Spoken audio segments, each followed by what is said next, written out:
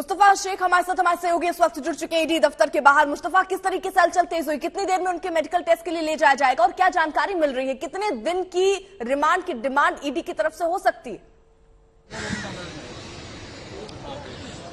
बिल्कुल maximum remand की demand की जाएगी। एक तरफ आपको दिखाएं कि जो सीनियर ऑफिशियल्स हैं, पुलिस की एस्कॉर्ट व्हीकल जो है, पायलट व्हीकल, वो इस वक्त रेडी है। ईडी के बाहर आप देखेंगे कि ये मीडिया है, मीडिया का जो जमावड़ा, उसके आगे पुलिस बैरिकेडिंग आप देख सकते हैं कि की गई है। उसके अंदर आप देखेंगे तो ईडी का प्रीमाइसेस है। सीआईएसएफ के जो ऑफिशियल्स हैं वो आपको ईडी के गेट पर दिखाई देंगे। यहाँ पर ईडी के ऑफिशियल्स जो है सीआईएसएफ के वो मौजूद है। तो कुछ ही देर में बताया जा रहा है कि तकरीबन 11 बजे तक में संजय राउत को यहाँ से ले जाया जाएंगे हॉस्पिटल। उसके बाद मेडिकल चेकअप के बाद उन्हें पीएमएलए कोर्ट में पेश किया जाएगा। कल से ये पूरी जो आप गतिविधि है शुरू हुई है सुबह से। उसके बाद कल देर रात को उन्हें गिरफ्तारी किया गया है, ऐसा अनाउंसमेंट किया गया और आज उनको कोर्ट में प्रोड्यूस किया जा रहा है। मैक्सिमम कस्टडी की डिमांड जो है एनफोर्समेंट डायरेक्टरेट यहाँ पर करती हुई दिखाई देगी। बचाव वकील की तरफ से क्या दलीलें रखी जाती है ये भी देखना दिलचस्प रहेगा। क्या अरेस्ट के लिए कोई ग्राउंड उस वक्त बनता है या नहीं बनता, ये देखना रहेगा। लेकिन पीएमएलए सेक्शंस जो है वो इतने स्ट्रिंजेंट है, जो हम सब जानते हैं कि तकरीबन 1.5-2 साल तक कोई व्यक्ति की जमानत नहीं होती है। तो आप ये समझ के चल सकते हैं कि पुलिस कस्टडी संजय राउत को दी जानी है। कितने दिनों की पुलिस कस्टडी दी जानी है ये तो कोर्ट डिसाइड करेगा। लेकिन फिलहाल तैयारियां पूरी है। कुछ ही देर में आप कह सकते हैं कि संजय राउत को ईडी दफ्तर से बाहर निकालकर मेडिकल चेकअप के लिए ले जाया जाएगा। बिल्कुल, तो थोड़ी देर में मेडिकल चेकअप के लिए ले जाया जाएगा। आप ईडी दफ्तर के बाहर की तस्वीर आप देख रहे हैं। तो रियल एस्टेट कारोबारी जो है प्रवीण राउत, उन पात्रा चौल में रह रहे लोगों से उन्होंने धोखा दिया। ये पीएमसी बैंक घोटाले की जांच में ये पूरा मामला जो है वो उजागर हुआ। उसके बाद कैसे ये केस आगे बढ़ता हुआ, आज कई आरोपों के बाद संजय राउत की गिरफ्तारी यहां पर हुई है। लेकिन एक बात जरा मुस्तफा समझाइए, क्योंकि हाल फिलहाल हमने 2 घटनाएं देखी है। एक अर्पिता मुखर्जी जिनके घर पर छापेमारी होती है, वहां से जो कैश 21 करोड़ बरामद होता है पहले दिन, उसके बाद 28 करोड़ के करीब दूसरे दिन 50 करोड़ के करीब वो पैसे, वो तस्वीरें सामने आती हैं, दिखता है उसमें बंडल। लेकिन यहां संजय राउत के केस में जो 11 करोड़ की बात हो रही है, वैसे कुछ तस्वीरें सामने नहीं आई है कि कितना कैश बरामद हुआ। सिर्फ सूत्र ये जानकारी दे रहे हैं, जिस पर प्रियंका भी सवाल उठा रही है।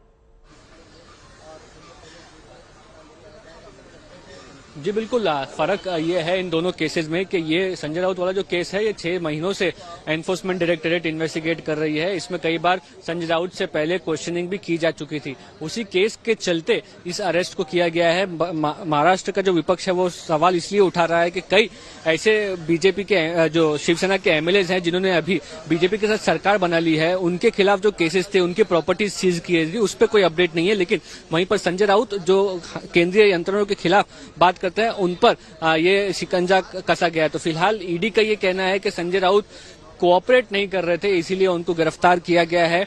इतने दिनों में क्या नया सबूत सामने आया है या मुस्तफा, 11.5 लाख, माफ कीजिए करोड़ मैंने पहले बोला, लाख जो ये पैसे मिले हैं उसमें तो ये कहा जा रहा है कि 10 लाख रुपए इसमें दरअसल आदित्य ठाकरे के लिए थे, उनको कहीं ट्रेवल करना था उसके लिए।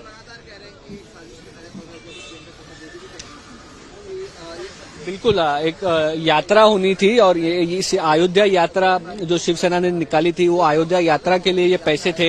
ये एकनाथ शिंदे ने पैसे उस वक्त दिए थे, ऐसा जो आप कह सकते हैं कि संजय राउत के भाई सुनील राउत ने आरोप लगाया है। वहीं पर एकनाथ शिंदे ने कहा है कि इस पूरे मामले की जांच जो है पुलिस करेगी, ईडी करेगी कि वो पैसे कहां से आए। लेकिन 10 से 11 लाख रुपए इतनी बड़ी रकम फिलहाल दिखाई नहीं देती है। ये केस पहले से चलता आ रहा था, उसी के फॉलोअप में ये गिरफ्तारी की गई।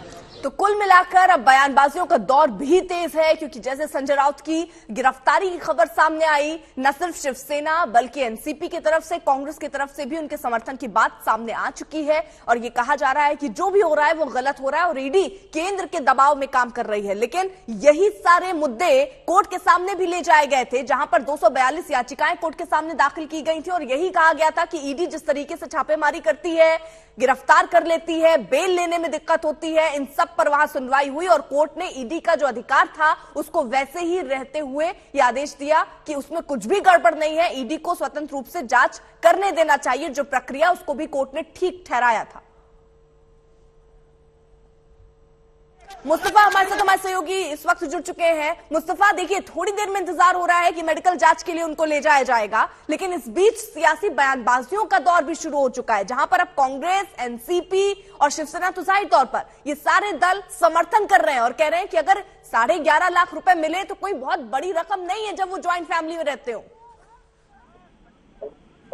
बिल्कुल, कहीं ना कहीं एनफोर्समेंट डायरेक्टरेट पूरा फोकस अपना जो पैसे बरामद हुए उस पर नहीं रखते हुए जो 6 महीनों में उन्होंने जांच की है पत्राचाल केस में, उस पर कहीं ना कहीं इनका वो रहेगा। और साथ ही साथ जो ट्रांजैक्शन मिले थे प्रवीण राउत जो इस मामले में पहले गिरफ्तार हो चुके हैं। मुंबई की विशेष अदालत में राउत की पेशी होगी। 17 घंटे की आपको बता दें पूछताछ चली और उसके बाद आधी रात यानी रात 12 बजे संजय राउत की गिरफ्तारी होती है। थोड़ी देर में राउत का मेडिकल टेस्ट होना है, क्योंकि 24 घंटे के अंदर अगर आप गिरफ्तारी करते हैं तो कोर्ट के सामने आपको पेश करना होगा और इसीलिए उससे पहले मेडिकल जांच के लिए उनको ले जाया जाएगा और फिर कोर्ट के सामने उनकी पेशी होगी। वहां पर ईडी डिमांड करेगी जितने दिन भी उसको रिमांड चाहिए। अब कोर्ट के विवेक पर निर्भर करेगा कि कितने दिन की रिमांड मिलती है संजय राउत की, इस पर रहेगी नजर। मुस्तफा लगातार हमारे साथ बने हुए। मुस्तफा, अपनी बात कंप्लीट कीजिए।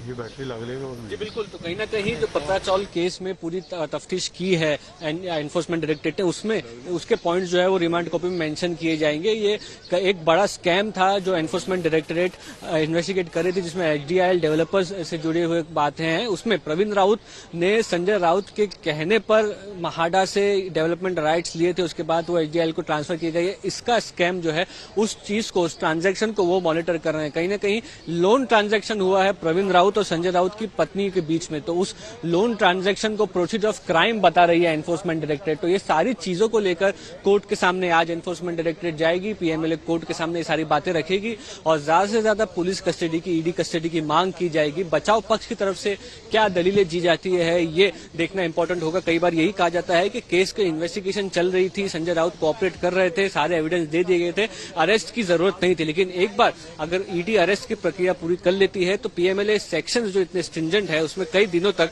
एक शख्स की बेल नहीं हो पाती है। तो ईडी के आपके दफ्तर के बाहर के दृश्य दिखाते हुए खत्म करेंगे कि ये आप कह सकते हैं कि यहीं से संजय राउत को थोड़ी देर में बाहर लाया जाएगा, पहले मेडिकल और उसके बाद कोर्ट में पेशी। ये आज के दिन की डेवलपमेंट एनफोर्समेंट डायरेक्टरेट के ऑफिस से एक्सपेक्टेड है और उसमें रिमांड कॉपी में क्या सबूत सामने रखती है एनफोर्समेंट डायरेक्टरेट कि क्यों अभी संजय राउत को अरेस्ट करना पड़ा, ये बात देखना दिलचस्प रहेगा।